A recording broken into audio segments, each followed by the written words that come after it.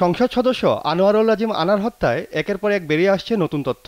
মামলার অন্যতম আসামি শিমুল ভূঁইয়ার আদালতের জবানবন্দিতে ১৬ মে কামাল আহমেদ ওরফে গ্যাসবাবুর সঙ্গে যোগাযোগের কথা জানান। এ অবস্থায় গ্যাসবাবুর ব্যবহৃত মোবাইল ফোন উদ্ধারে নির্দেশ দিয়েছে আদালত। কলকাতার সঞ্জীবা গার্ডেনের পাশের খালে ফোনগুলো ফেলে দেওয়া হয় বলে ধারণা বাংলাদেশের কর্মকর্তাদের। এ অবস্থায় আবারও কলকাতায় যাবেন বলে জানান গোয়েন্দা প্রধান। কামাল আহমেদ ওরফে গ্যাসবাবুকে যখন আমরা গ্রেপ্তার করি তখন তাকে তো আমরা জিজ্ঞাসাবাদ করেছিলাম যে আপনার মোবাইলগুলি কোথায়। 3টা মোবাইল সে বললো যে এটা আমি হারিয়ে গেছে, আমি জিডি করেছি। কিন্তু পরবর্তী পর্যায়ে দেখা গেল যে বিজ্ঞ আদালতে ম্যাজিস্ট্রেটের সামনে সে কিন্তু বলেছে যে এটি কোনো একজন নেতার নির্দেশে উনি এটা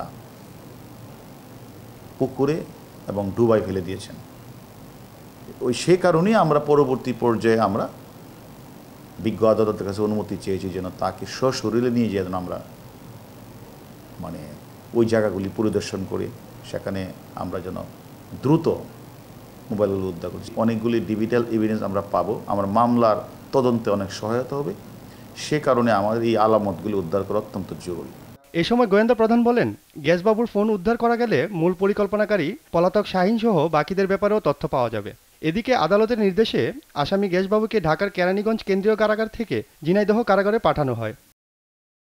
আহাদ চৌধুরী, দেশ টিভি, ঢাকা।